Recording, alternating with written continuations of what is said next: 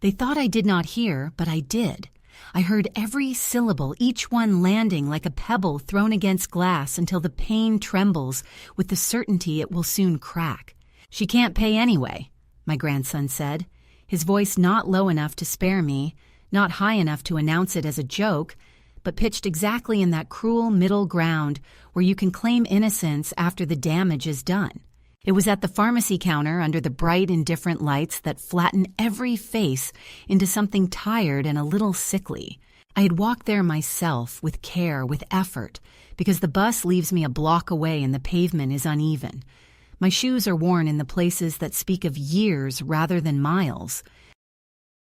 I had the prescription in my hand, the one I need more than bread or tea, the one my doctor insists is not optional, not negotiable.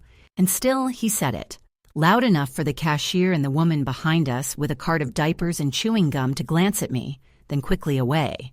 They glance the way strangers do when they witness a small humiliation that costs them nothing, a moment they will forget by the time they carry their bags to the car. But for me, it was a moment that froze into something sharp, something permanent, because it was my own grandson who said it. The boy I once carried on my hip while I stirred a pot with the other hand, the boy I sang to in the small hours when his mother could not keep her eyes open. That boy has grown into a man who looks at me not with tenderness, but with calculation, who sees in me not the woman who once held his entire world together, but a liability, a number on a receipt, a shadow at a counter, a debt waiting to happen. I am 78 years old. I live alone now in a narrow apartment that smells faintly of dust and lavender polish, no matter how often I clean. It is not misery. It is not wealth. It is a room where I can hear myself think, where the kettle whistles just for me, where the curtains fall the way I arranged them and not the way someone else insists. But it is also a place of silence, where footsteps echo too loudly, and where sometimes I find myself speaking out loud, just to prove that my voice has not abandoned me the way so many people have. My husband has been gone for more than a decade, his laugh folded into memory like a pressed flower that still gives off scent when opened. My children are scattered, busy, always moving with the speed of lives that seem allergic to pause. They love me, I tell myself, though their love is often disguised as postponements, as polite excuses, as birthday calls placed while stirring a pot or driving to soccer practice. And my grandson, the one who once called me his second mother because I was the only one patient enough to listen to his long stories about school, about the dragon he imagined under his bed, about the way his teacher favored another boy. He has become the person who looks at me in line at a pharmacy and declares to the world that I cannot pay. What hurts is not the lack of trust in my wallet, but the assumption about my worth. Money has always been invisible to me in the way air is invisible. It is there or it is not, but you keep breathing regardless. I worked. I saved. I tucked bills into envelopes when others flaunted theirs at department stores. I was never rich, but I was steady. My grandson never knew the hours I spent behind a desk, the nights I came home with my back burning from the long bus ride, the coins I dropped into a jar labeled college, even when it meant rice instead of meat on the table. He never knew because I never told him. Why would I burden a child with the arithmetic of sacrifice? I wanted him to feel free, light, unencumbered, believing the world would open simply because he reached for it. But freedom without memory breeds arrogance. And so here we are, me standing at the counter, him declaring me penniless, the past erased as neatly as chalk washed from a blackboard. The lights above hummed. The cashier, a young woman with nails painted the color of cherries, froze for a moment, her eyes flickering between us, unsure whether to offer pity or proceed with the mechanical smile drilled into her training. My grandson held his card in his hand, tilting it toward her with a flourish as if to save the day. It was not generosity, it was performance. It was the kind of gesture that announces itself. Look at me, the good grandson, rescuing the frail old woman who cannot manage her own life. He would probably tell the story later to his mother, to his friends, perhaps even to strangers, as proof of his virtue. And I stood there, with my prescription, with my dignity clamped tight between my teeth, and I realized that the world had shifted when I was not looking. I was no longer Martha, the woman who once knew how to stretch a meal for 6 from a single chicken, who balanced checkbooks with precision, who kept every utility paid on time and never asked for a dime she did not return. I had become Grandma who cannot pay. That was the new story. And in stories, once the first line is spoken, it echoes until someone dares to rewrite it.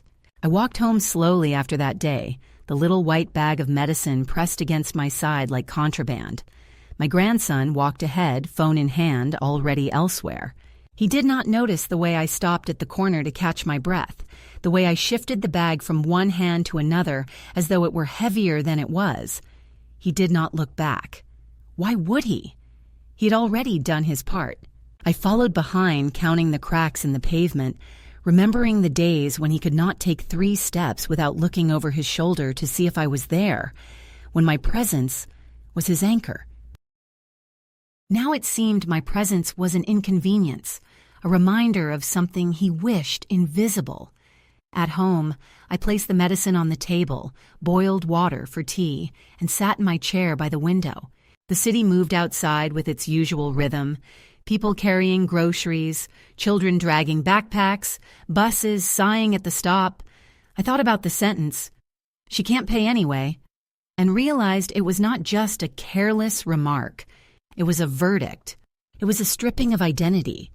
It was a declaration that I no longer controlled the narrative of my own life.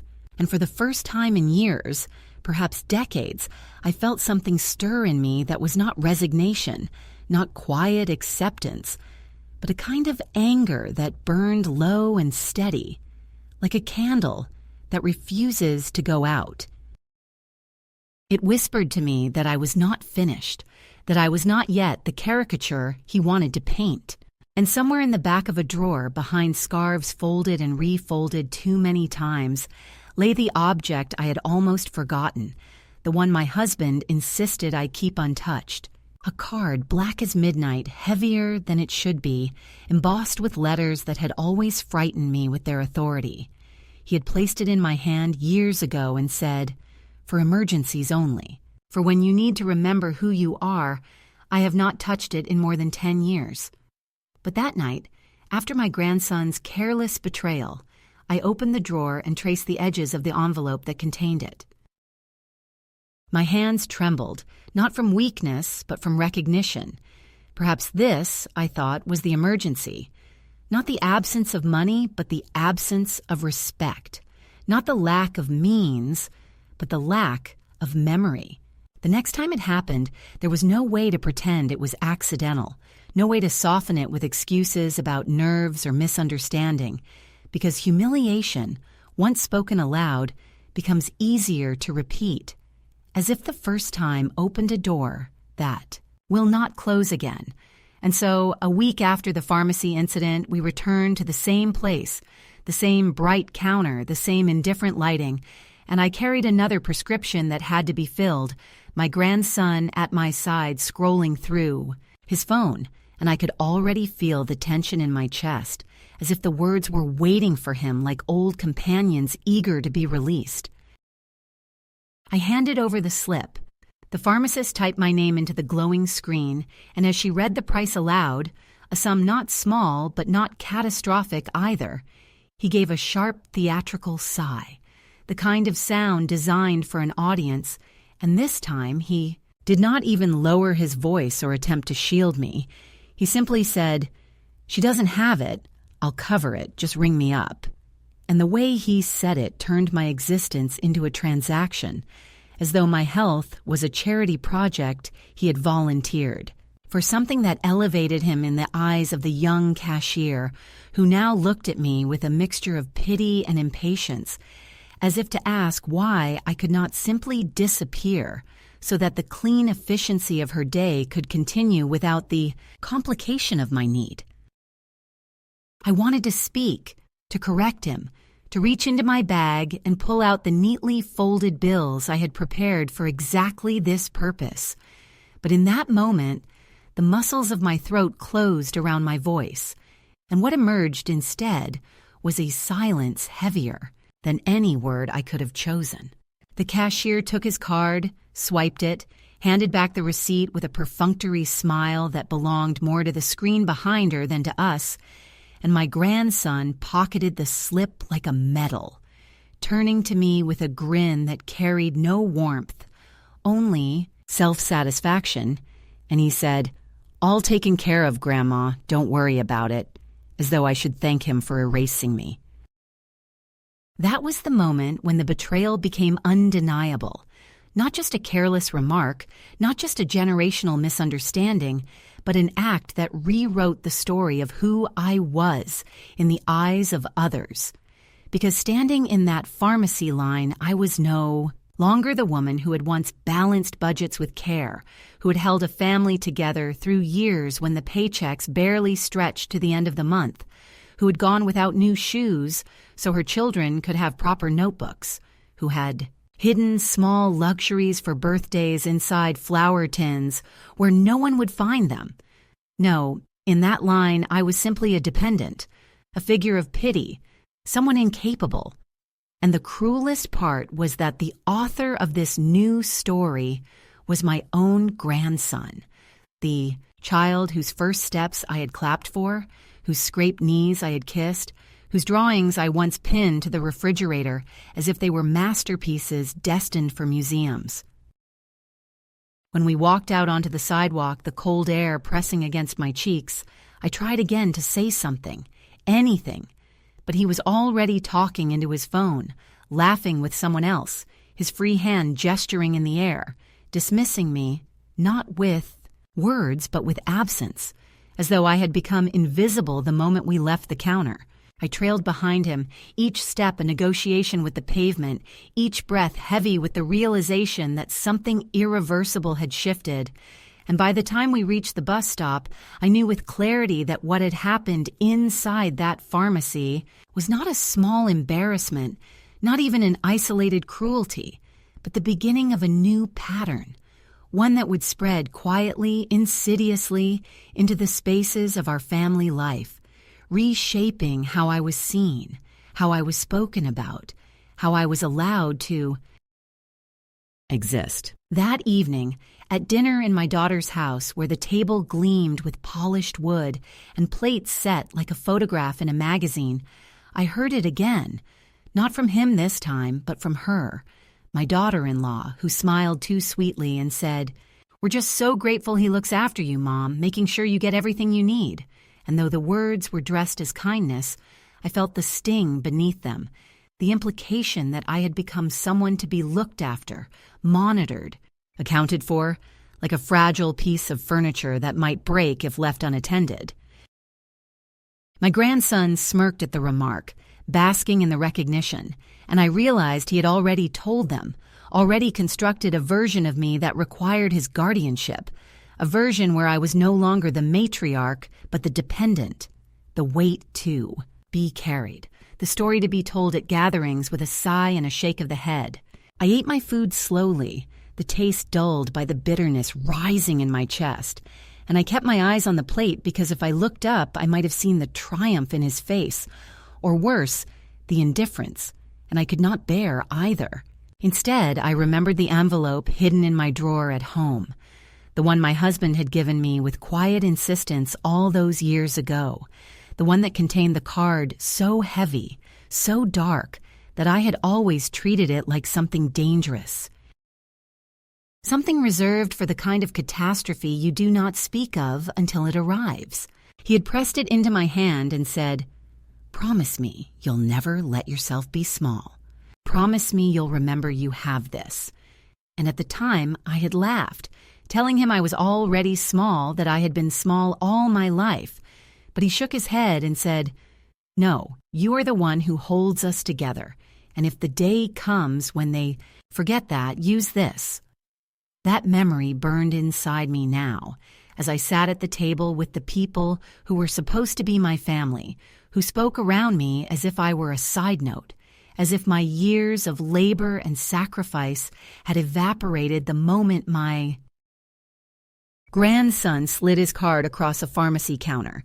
That was the catalyst, the spark that set alight the quiet anger I had carried for years but never given voice to. The moment I understood that if I did nothing, if I allowed this new story to settle, I would be erased entirely, remembered only as the woman who could not pay. And I knew, with a clarity as sharp as the edge of a knife, that I could not, would not, let that be the final version of me they carried forward. After that night, things did not explode in any sudden way. There was no confrontation with raised voices or slammed doors, nothing that could be pointed to as a scene.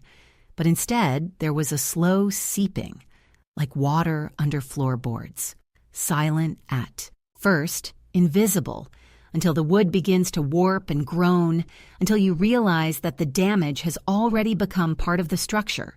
My grandson, emboldened by his small performances of control, began to position himself as my caretaker in ways that were both subtle and relentless, and each gesture carried the weight of dismissal, even when dressed in the costume of concern.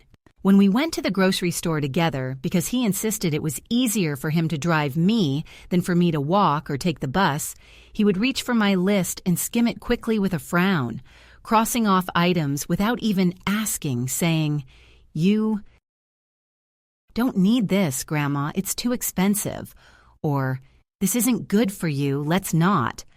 And each stroke of his pen erased not just a purchase, but a piece of my autonomy, as though I were no longer capable of knowing what I wanted to eat, what I preferred to cook, what small comforts I allowed myself after decades of putting others first. One afternoon, I placed a small bouquet of daisies in the cart. Nothing extravagant, just a cluster of bright yellow and white blooms that reminded me of my own mother's garden. And he plucked them out and set them back in the display with a laugh, saying, "Flowers die too quickly, waste of money," not seeing, or perhaps not caring, that for me they were not waste but memory, not expense but solace. I stood silent, ashamed of how easily I let him dictate what I could carry home, ashamed of how I watched the daisies remain behind under the harsh supermarket light, ashamed of how a woman who had once stretched pennies into meals had now been convinced to forfeit her right to a few fragile petals. At home, the pattern deepened.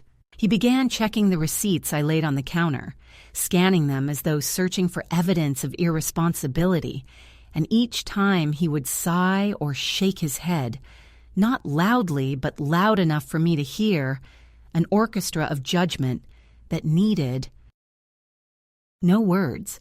When I made tea, he would glance at the sugar bowl and say, "You really shouldn't, Grandma, it's not good for your blood pressure," forgetting or ignoring that I have measured spoons for decades, that I know my own limits better than he ever will. When I placed a tin of biscuits on the shelf, he muttered, "Empty calories," as though pleasure itself had become a crime. None of these comments were shouted, none cruel in their surface, but together they formed a chorus of diminishment, a constant reminder that in his eyes I was no longer a woman capable of choice, but a fragile figure needing management. The cruelty was in the casualness. He did not seem to realize, or perhaps he did, and found it convenient, that with each correction, each sigh, each confiscated item, he was rewriting my identity not only for himself, but for the family who listened to his stories. I overheard him once, in the living room, speaking to his mother on the phone, telling her with a tone of pride, "Don't worry, Mom, I'm making sure. Grandma doesn't overspend. I keep an eye on her at the store. She'd buy silly things otherwise." And I felt my breath catch because the word silly fell heavier than stone, reducing me to a caricature, erasing years of steady accounting, of calculated decisions made under pressure, of bills always paid on time. Now I was simply silly, a silly old woman who could not be trusted to manage a cart of groceries or a handful of change. The walls of my apartment seemed to absorb the shift, growing closer around me. I noticed how, when I reached for my purse, My hands hesitated, as though expecting inspection, as though my money no longer belonged entirely to me. I noticed how I folded receipts carefully and placed them in a drawer, not because I wanted to track my spending, but because I feared the questions if I did not have them ready. My independence was being trimmed in small increments, so quiet that no one could accuse him of cruelty. But I felt it in my bones, the way winter creeps in through cracks in old windows, subtle, persistent, unavoidable. It was in the silences, too.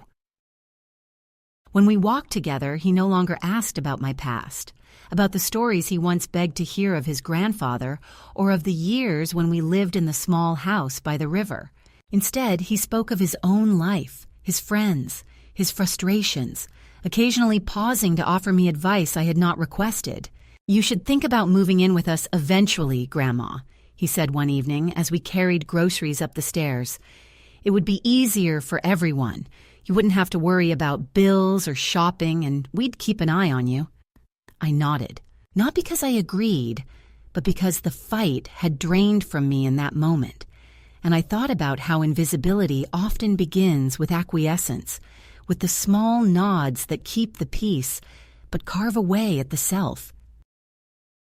What unsettled me most was not his words, but how easily I began to accept them, how quickly I adjusted to his oversight, how I caught myself before buying something unnecessary, not out of frugality, but out of fear of his disapproval. I remembered the daisies, how quickly I had let them go, how I had walked away without insisting, and I knew that the erosion of dignity rarely comes in a single blow, but in the quiet surrender of moments. And so the escalation was not dramatic, but suffocating. Not a fire, but a slow smothering. And it frightened me more than rage ever could, because it suggested that if I did nothing, if I remained silent, I would one day wake to find myself erased, entirely, remembered not as a woman, but as a burden. And the tragedy of it was that the one leading me there was the boy, whose tiny hand had once clung to mine as though I were the only solid thing in his world.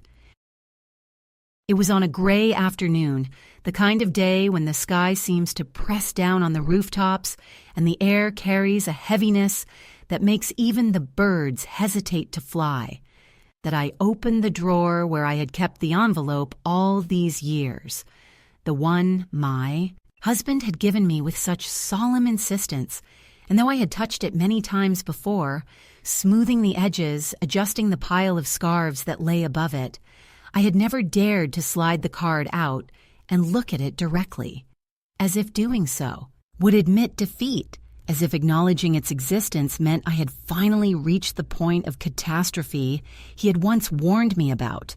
Yet that afternoon, after weeks of watching my grandson erase me with sighs and glances, after nights of lying awake with the weight of his words pressing against my chest, I decided that silence was a greater catastrophe than any financial storm. And so I drew out the envelope with hands that trembled, not from weakness but from recognition, and I slid it open carefully, pulling out the card that gleamed darker than memory, heavier than logic, its surface cool beneath my fingertips like polished stone.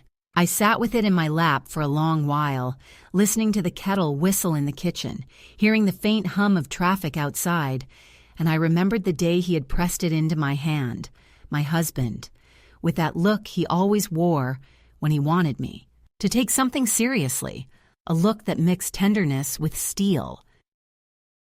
"For emergencies," he had said, his voice low. "Not the kind you can fix with a neighbor's kindness or a borrowed $1, but the kind that tests who you are. Promise me you'll keep it." I had laughed then, telling him I didn't want to live as if waiting for disaster, but he only shook his head and said, "It's not about disaster, it's about dignity." At the time, I had not understood the difference. Now I did. Dignity was not about what you had, but about refusing to let others decide what you lacked. Holding that card, I felt something shift inside me, a small pivot, like a wheel beginning to turn after years of stillness. I realized that all this time I had been shrinking, folding myself into smaller and smaller spaces to avoid conflict, nodding at decisions that were not mine, accepting erasures as though they were inevitable. But in truth, I had been carrying the means to remind myself of who I was all along. It wasn't about the money, though the card promised access to more than I could spend in my lifetime.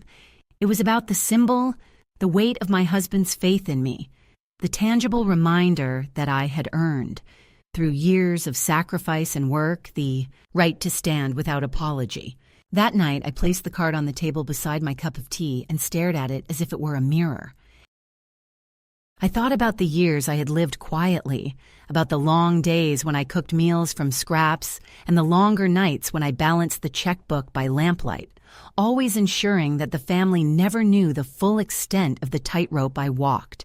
I had been invisible even then, but I had been strong, and somewhere along the way I had let them convince me that invisibility was weakness instead of strength. The card reminded me otherwise. I could almost hear my husband's laugh, that deep, knowing chuckle, as if he were saying, "Well, sweetheart, it's about time." The next morning, I dressed with care, not for anyone else but for myself.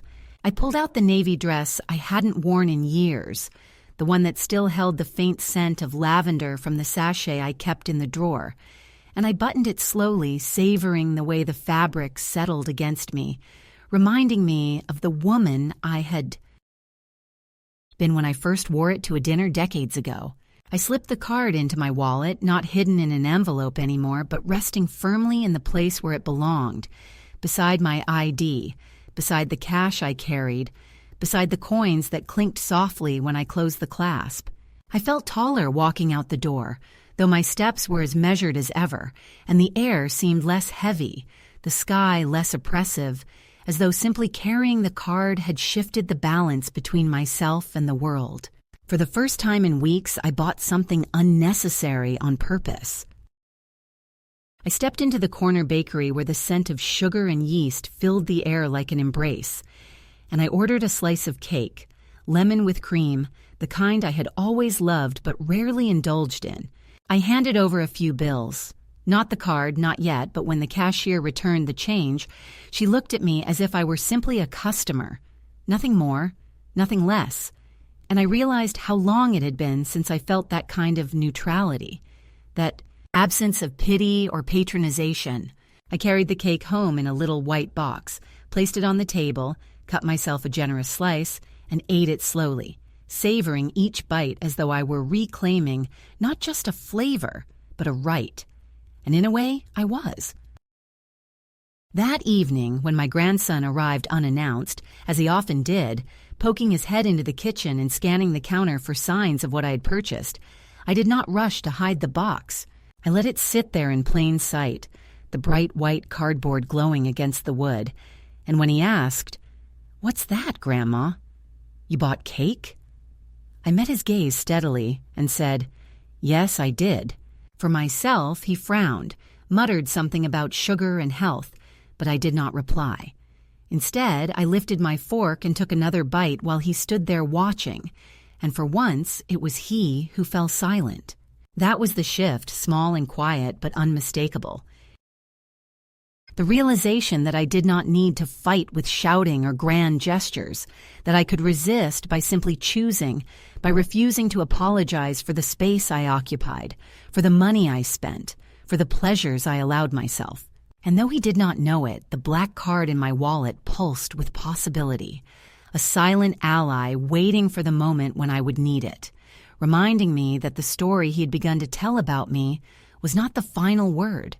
It is a strange thing to realize that a story about you is being told without your participation, that people you once trusted are carrying a version of your life into rooms where you are not present, repeating it until it hardens into truth, and that by the time it returns to you, it has already gathered weight and shape like snow rolling down a hill.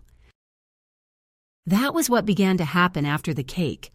After I allowed myself that small victory, because victories do not go unnoticed, they disturb the balance of control, and those who benefit from your silence will always feel threatened by the sound of your own voice returning. My grandson must have spoken to his mother because soon she began dropping comments that dripped with concern, the kind of remarks that sound like kindness on the surface but carry judgment underneath, like a spoonful of sugar with something bitter, hidden at the bottom. When I visited her house for Sunday dinner, she leaned across the table with that practiced smile and said, "We're all just so glad he's watching out. For you, Mom, you know it's important at your age to have someone manage the details." And though her words were smooth, the message was sharp, that I was no longer trusted with my own life. Around the table, the children, her children, my grandchildren, nodded as though this were obvious, as though the woman who had once babysat them, cooked for them, bought them birthday gifts when their parents forgot, was suddenly incapable of remembering to pay a bill or make a decision. I chewed my food slowly, tasting nothing, because I knew that if I spoke, then my words would only confirm the caricature, the silly old grandmother who gets defensive when told she needs help. It did not stop at the dinner table. At a neighbor's gathering, where I was invited out of politeness rather than genuine interest, I overheard one of them whispering to another, "Oh, she's lucky her grandson keeps an eye on her. Otherwise, who knows what trouble she'd get into." And, though they smiled when I entered the room, the words clung to me like smoke, proof that the story had already traveled further than I imagined.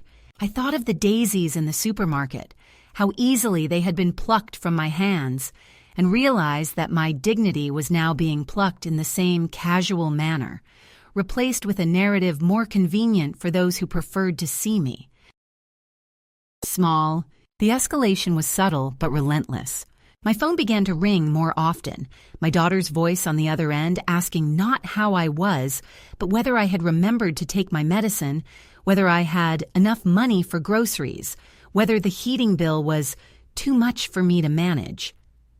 At first I answered politely, assuring her I was fine, that I had lived alone for years and knew how to balance a checkbook, but she responded with the kind of silence that tells you your words are not believed, that the script has already been written, and you are merely improvising in a play whose ending has been decided. I began to dread the calls, not because they were frequent, but because each one chipped away at the person I knew myself to be, until even I started to wonder whether perhaps they saw something I did not, whether perhaps I had become the fragile figure they described. The final blow came one evening at a larger family gathering, a birthday celebration for my great-granddaughter, where the house was full of balloons and chatter, and I sat quietly in the corner, content to watch the children play, when my grandson, emboldened by his audience, raised his voice in jest and said, "Grandma never pays for anything these days. I take care of it all." And the room erupted in polite laughter, the kind that smooths over discomfort without addressing it. My cheeks burned, my hands trembled slightly on the cup of tea I held, and I felt the eyes of everyone in the room slide over me with a mixture of amusement and pity, as though I had been reduced to a character in a family comedy, the dependent matriarch who could not manage her own affairs. I excused myself to the bathroom, locked the door, and sat on the edge of the tub, staring at the tiles while the sound of laughter continued outside. I thought of the black card in my wallet, the one that had become both comfort and promise, and I felt its weight even through the leather, pressing against my side like a reminder. I took it out and held it in my hands, tracing the embossed letters with my thumb, and I whispered aloud, though no one could hear me, "They will not erase me. Not yet." In that moment, I understood that the card was not merely a tool, but a weapon, not against them directly, but against the story they were trying to impose on me. When I returned to the living room, I was calm, my face composed, and I sat back in my chair as though nothing had happened, but inside something had shifted, a decision had begun to crystallize. I could no longer wait for them to remember who I was, because they had chosen to forget. I could no longer hope they would see me as I once had been, because they preferred the easier image of dependency. If I wanted to reclaim myself, I would have to show them, not with words, because words could be dismissed, but with action.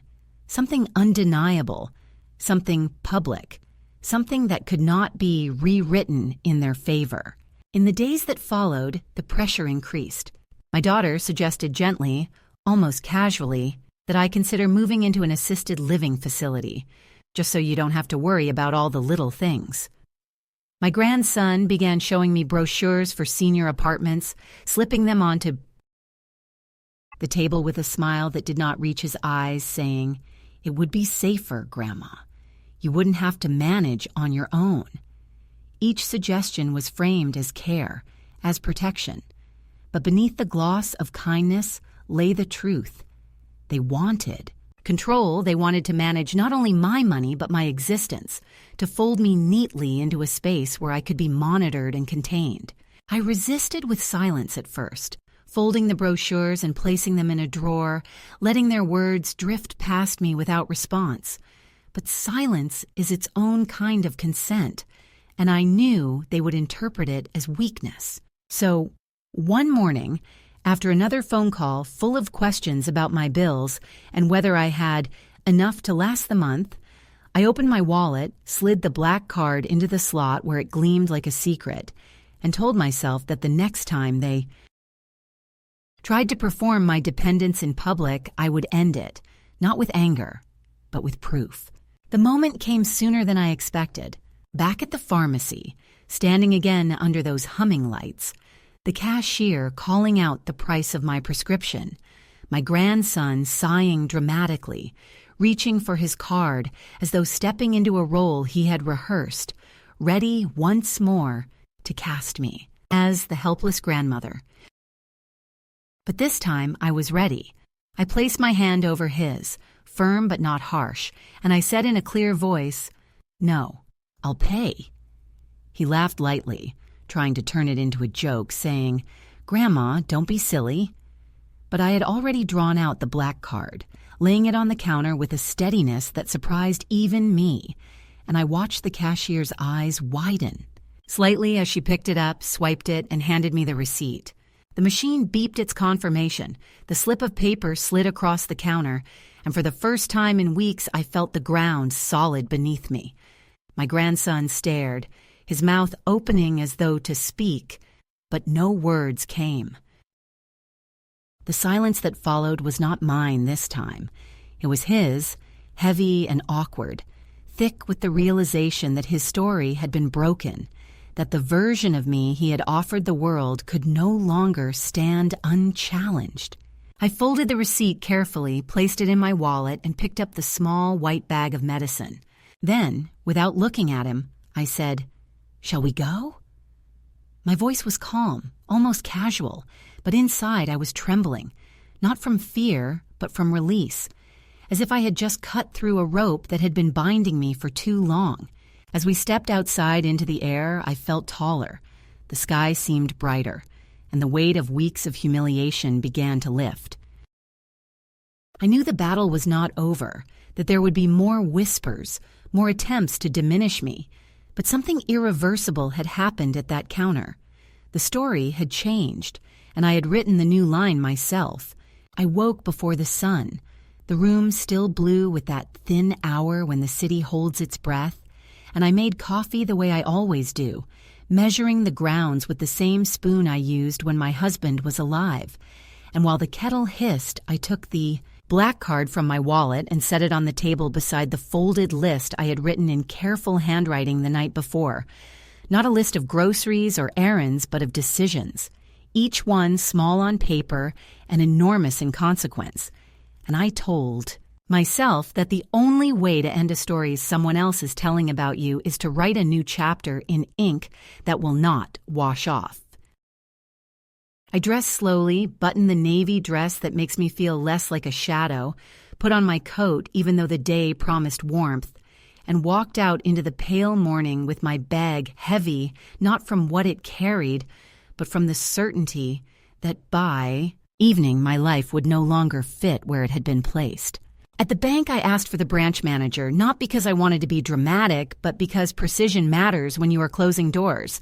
And the woman who met me, Miss Patel, brisk, kind, eyes like someone who has seen too many avoidable tragedies, sat me down in a small glass room and asked how she could help. And I said, in a voice that surprised me with its steadiness, that I wished to separate accounts to remove any view-only permissions that my grandson had persuaded me to accept under the friendly banner of keeping an eye on things, to disable transfers except by my own signature, to set alerts and statements to my address only, to put a note in, bright letters that no one was to discuss or access my finances. And while she typed, her nails clicking a soft staccato, I filled out forms and signed them one after the other. And with each signature, I could feel the story loosening its grip, the narrative thread slipping from the hands that had held it so easily. She asked if I had anyone I wanted listed as a durable power should I need it someday, and I told her I would appoint a professional, not family, and she nodded like a woman who understands that love is not the same as stewardship, then called in the notary, who stamped the papers with a firm sound that felt like a gate closing behind me, and I breathed in a little deeper, as if there were suddenly more air in the room. From the bank, I walked to my doctor's office, that familiar corridor with its soft carpet and posters about heart health, and I waited like everyone else, not special, not invisible, simply present. And when it was my turn, I met the administrators, eyes, and said that I needed my HEPA preferences updated to list only me as the point of contact, no disclosures to family without my explicit written permission, no messages left with anyone but me, and I watched as she entered the request and printed a confirmation that I folded into my bag like a flag I could raise if challenged. Then I set the same boundary at the pharmacy, where the pharmacist I have known for years leaned forward over the counter to hear my quiet voice and nodded. Gravely, when I asked that no one pick up or pay for my medication without a written authorization, no casual kindnesses that become leashes, no performances of care that come at the price of my autonomy, and she tapped the changes into my file, and when she finished, she said, "If anyone gives you trouble, send them to me." And that simple sentence, offered without pity, felt like a hand on my back steadying me over a threshold. On my way out, I stopped at the copy shop and made neat duplicates of everything, because paper can be a shield and a map, and I put each set into envelopes labeled in my neat script so that if my resolve ever faltered, I could still follow a trail, had laid for myself when I was brave. Only then did I call him. I did not ask him to come. I told him to meet me, and my voice carried the tone of the woman who once taught him to tie his shoes, who once set a limit and kept it. And perhaps he heard that because he arrived on time for once, striding into the pharmacy with the confidence of a man stepping onto a stage he believes he owns, offering a smile to the cashier he now considered part of his audience. And I felt the familiar tremor of dread try to rise, but I pressed it down with the flat of my palm against my bag where the black card lay cool and certain, and I moved forward. The prescription was ready, the price spoken aloud, his sigh already forming like a cloud in his chest, and before he could play his line, I placed the card on the counter and said, "I'll handle it." Not loudly, not defiantly, simply as a fact, reclaimed, and the cashier took it without drama, swiped it, and handed me the pen to sign while my grandson blinked like someone whose glasses had been switched without warning. He reached for his wallet anyway, a reflex, an old habit, and I did not look at him. I thanked the pharmacist by name, tucked the receipt into my wallet, and took the small white bag that once felt like contraband, but now felt like proof. And I stepped away from the counter into the narrow aisle where the inexpensive reading glasses hang, and there I turned to him and gave him the envelope I had prepared, which contained a simple letter written in my careful hand, a copy of the bank. Directives, the medical privacy changes, and a single, polished sentence at the end. You will not act for me. You will not speak for me. You will not perform me. He laughed then, a small brittle sound, and said I was overreacting, that he was only trying to help, that I was making things difficult, that people would talk, that family is supposed to share burdens. And for a heartbeat, I saw the child he had been, the boy who wanted to be praised, who could not understand why the trick he had mastered no longer earned him applause, and I felt the soft ache of love for him, the memory of his small hand in mine. But love is not license, and memory is not consent. And I told him so in words that were not angry, but immovable. I said that we would not be going to the grocery store together for a while, that he would not be handling my prescriptions, that if he wished to visit, he could do so without inspecting the contents of my cupboards, that the key he held to my apartment had served its purpose and was now to be returned, and I held out my hand and waited until he placed it in my palm, hot with the heat of his embarrassment, and I closed my fingers around it the way a woman closes her hand around her own. Name after someone has tried to steal it. He began to argue again, then stopped, the words tangling in his mouth because there was nothing to push against. I had removed the theater. I had turned off the lights. I had reclaimed the stage by refusing to stand on it. And at last he looked away and said he would call me tomorrow, and I told him a call would be welcome as long as it came without instructions, and that I loved him, and that love would not be the blade by which I was cut.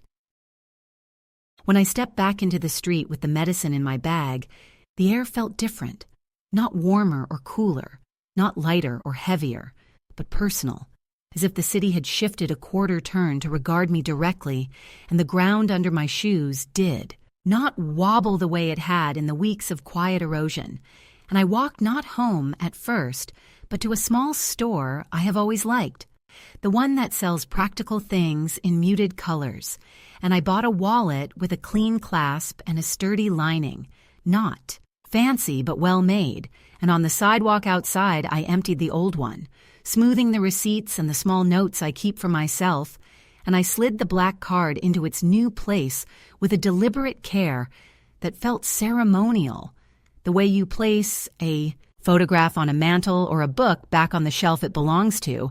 Then I dropped the old wallet into the shop's donation basket and felt no tug of superstition, only a quiet sense of order restored. Back at my apartment, I boiled water again and set the spare key on a plate in the center of the table, a small metal moon, and I wrote one more letter, this time addressed to myself, because some declarations must be witnessed by the person they concern, and I wrote that I had done what I came to the day to do, that the boundaries were not punishments but protections, that I would not apologize for living inside my own life, and I signed it with my full name, the one that has traveled through offices and kitchens and bus stops and cashier lines and hospital corridors, and still arrives intact when I speak it aloud. That evening he called as he promised, and for the first time in weeks his voice sounded unsure, thinner, as if he were carefully testing the floorboards of a house he thought he knew, and he asked if I was angry, and I told him I was not angry. Anymore, that anger had been the match, not the fire, that what burned now was only the fog he had created, and that it was clearing because I had thrown open the windows, and I told him that we could begin again if he wished, but on new terms, mine, and that if he spoke of me in rooms where I was not present, he should say this: she pays, she decides, she's not a project, she's a person. He was quiet for a long time, and then he said he did not know how to be around me if he was not rescuing me, and I told him that was something he would have to learn for himself, the way you learn to ride a bicycle without training wheels, trembling. At first, then steady, and as we hung up I felt neither victory nor defeat, but a calm certainty that cannot be undone by anyone else's confusion.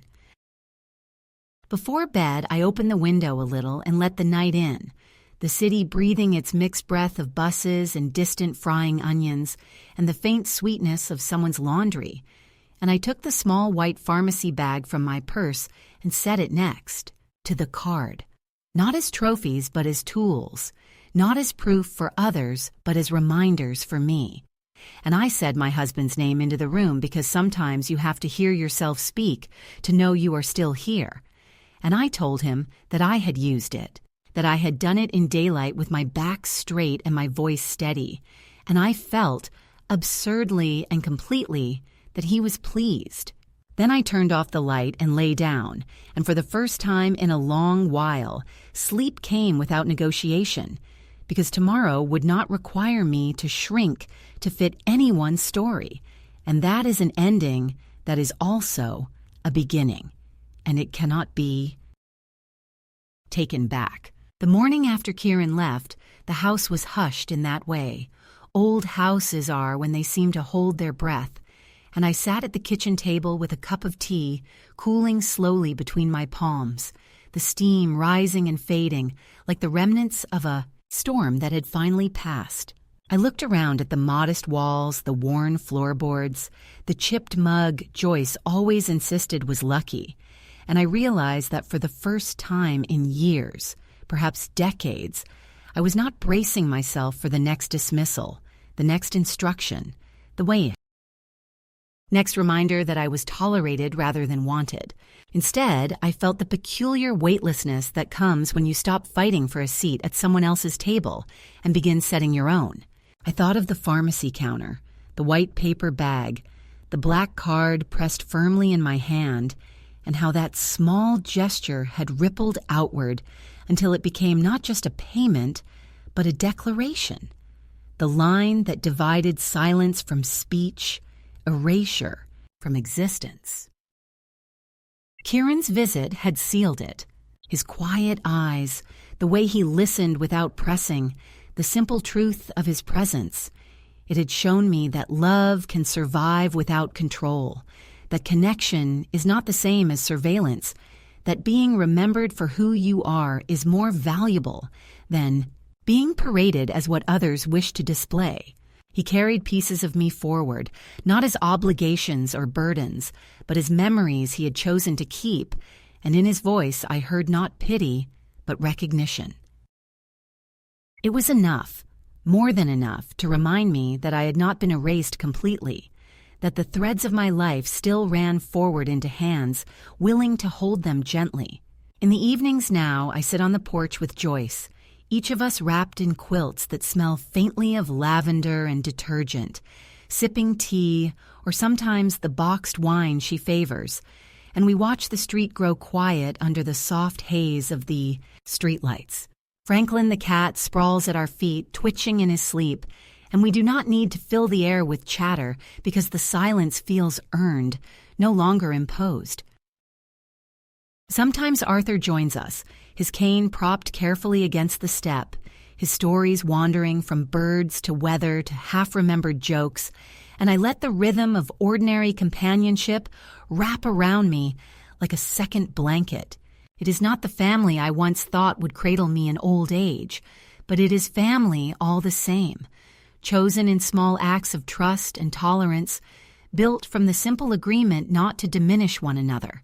I no longer wait by the phone, no longer measure my worth in the tone of voices that never truly wanted to hear me. The calls come still, sometimes.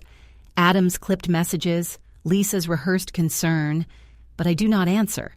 I do not owe them explanations for a freedom they never intended to allow me. I answer only Kieran, sometimes with a call, sometimes with a letter, and in those exchanges I feel the possibility of a future that is not tainted by old wounds. The rest I let drift into silence, where they belong. At the cafe, I move with more ease now, my hands remembering the rhythm of work, my body finding comfort in routine, and when the regulars nod to me with recognition, when Arthur lifts his mug in quiet salute, when Heather hands me the crossword page with a muttered, "Figured you'd want this," I feel myself stitched back into a fabric I once thought had torn beyond repair. It is not glamorous, not grand, but it is steady. And in steadiness, I have found something better than forgiveness. I have found peace. One evening, after my shift, I walked home in my navy coat, the air sharp with the promise of rain, and I paused under a streetlight, looking up at the sky. I thought of Derek, of the day he pressed the envelope into my hand and told me it was not about disaster, but about dignity. And I whispered into the night, I understand now. The black card rests still in my wallet, but it is no longer a weapon, no longer a shield. It is simply a reminder that I carry the right to decide, to choose, to live without apology. So this is my life now, not the one they curated for me, not the one they diminished me into, but the one I built when I walked away from the counter, when I refused to wait in the lounge, when I finally chose myself.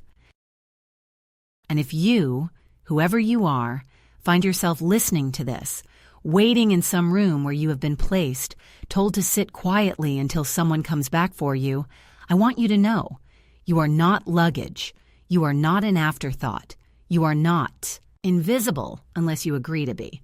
Stand, take your bag, walk to the counter, ask for a ticket, or pull out whatever card or coin or memory of strength you still carry and choose your own destination. It will not be easy. It will not erase the ache, but it will be yours. And that is enough. I am 77 years old, and I have finally stopped waiting for permission to live. That is my resolution. That is my peace. And if you are hearing me, may it be yours too.